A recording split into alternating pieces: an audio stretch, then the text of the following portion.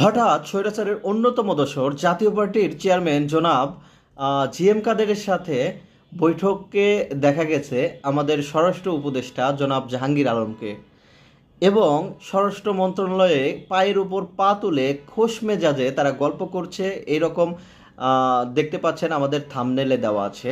এবং আপনারা যেটা যেটা আপনাদের যেটা বলবো, যে এই যে জাতীয় পার্টি, এই জাতীয় পার্টি আসলে এতটা ঘনিষ্ঠ সরকারের কিভাবে হলো? মানে আমাদের রক্তের বিনিময়ে বা আবু সাইদ মুগ্ধ ওয়াসিমের রক্তের উপর দাঁড়িয়ে একটা সরকার গঠিত হলো, এবং তাদেরকে যারা হত্যা করতে সহযোগিতা করেছে সেই জাতীয় পার্টির চেয়ারম্যানের সাথে এই অভ্যুত্থান পরবর্তী সময়ে এই অভ্যুত্থানের সরকার তারা কেন এটা, মানে তার সাথে বসে গল্প করতে হবে? এই এক্সেস তাকে কেউ কিভাবে দিচ্ছে, এবং কেন দিচ্ছে? এটা পরিকল্পিতভাবে আওয়ামী রিফাইনের চিন্তা। সম্প্রতি জাতীয় পার্টির এক নেতা উনি বলেছেন যে আওয়ামী লীগের বিভিন্ন জায়গায় তারা নমিনেশন দিবে, যেসব জায়গায় আওয়ামী লীগের ভোট বেশি তারা নমিনেশন দিবে। আওয়ামী লীগ নিষিদ্ধ সংগঠন, সেই নিষিদ্ধ সংগঠনের সাথে যারা যুক্ত সেই সংগঠনকে কেন এইভাবে রিফাইন করা হবে?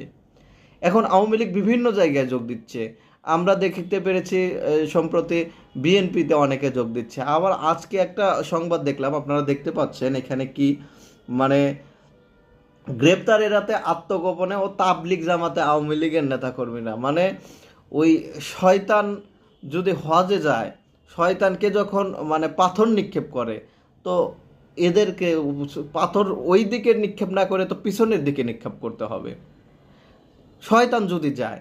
এখন শয়তান যাচ্ছে তাবলিগ জামাতে গেলে ওদেরকে, আমরা যখন হোস্টেলে ছিলাম তখন তাবলিগ জামাতে যেতাম, যখন হোস্টেলে মিল বন্ধ থাকতো তখন যাইতাম তাবলিগ জামাতে।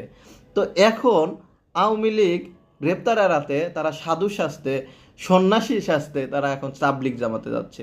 আমরা এক সময় কথা শুনেছি যে শিশুকালে শিশুলীগ, ছাত্রকালে ছাত্রলীগ, আর বয়স বাড়লেই তার তার নাম তাবলিগ। মানে এই লীগ মিলে যাচ্ছে। এখন এই যে যে তাবলিগ জামাতে যাচ্ছে, তাবলিগ জামাতে যাওয়াতে কি হচ্ছে আসলে? এই যে যে আওয়ামী লীগ নিষিদ্ধ, এই নিষিদ্ধ আওয়ামী লীগকে কেন গ্রেপ্তার করা হচ্ছে না? তারা তাবলিগ জামাতে যাওয়ার সুযোগ পাচ্ছে, এই জন্য সুযোগ দিচ্ছে। এই সরকার কেন এখনো পর্যন্ত এদেরকে ঘুরতে দিচ্ছে? এই প্রশ্ন সবার কাছে রেখে গেলাম। সবাই ভালো থাকবেন। আসসালামু আলাইকুম।